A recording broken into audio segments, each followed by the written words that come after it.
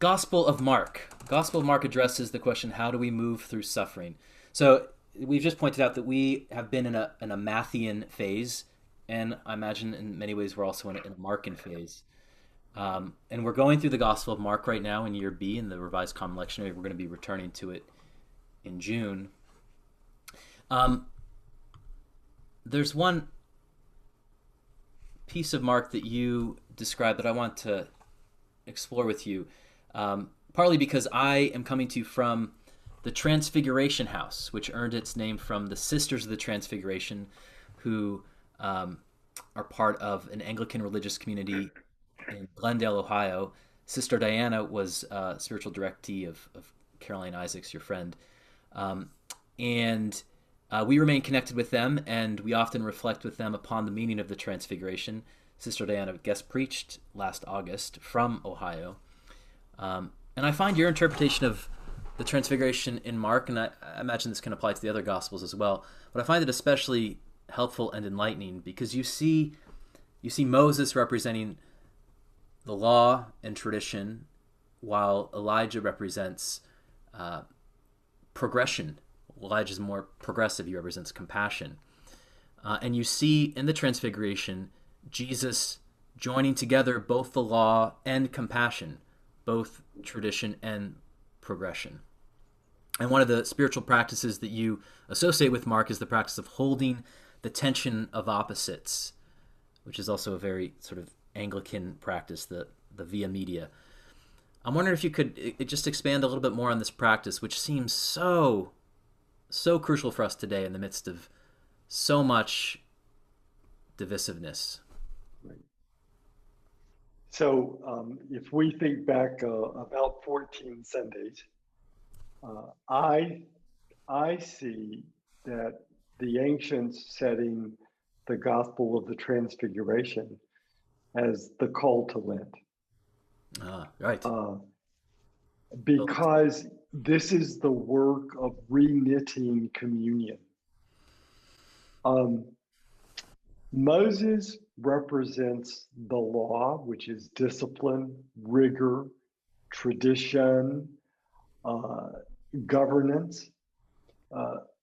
Elijah represents the prophets, which is compassion, going in many times against law or over law, and that the Moses and Elijah dialogue or dialectic is a tension that's at the heart of all spirituality. That some of us are a more Moses spirituality, some of us are a more Elijah spirituality. That's all well and good. That's just as it should be.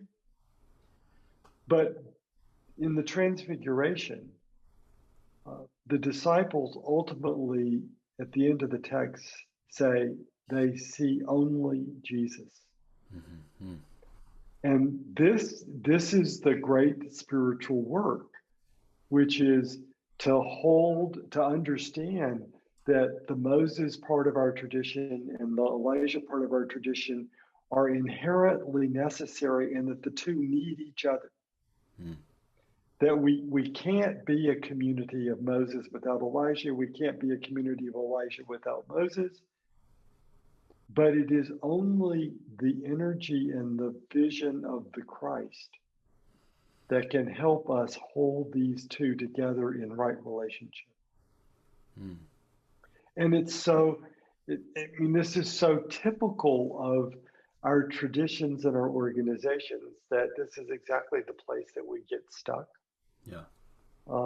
In our church conventions and our just so aware right now of what the Methodist Church is going through, which seems to be so much that they are trying to make a decision of Moses rather than Elijah or Elijah rather than Moses. Mm-hmm. And our tradition has said, you don't resolve this by pulling out a theological document. You resolve this by entering into a practice of sitting with each other in prayer, fasting, and almsgiving. Mm-hmm. Truly asking for the Spirit to move in our midst to some place which will be larger than our intellects and our egos. Right. And um, I'm so aware that the ancient Lent did not begin with the rite of ashes. That the ancient Lent began when the bishop called the community together and laid down his staff, laid down his crozier on the floor, and stood back with the community, which was, in essence, saying, we don't have the smart people, and we don't have the presbyters, and we don't have the theologians. That's not what knits the community together in wisdom. We all humbly come together to pray, fast, and give alms, that we might know the way that God wishes us to move now. Hmm.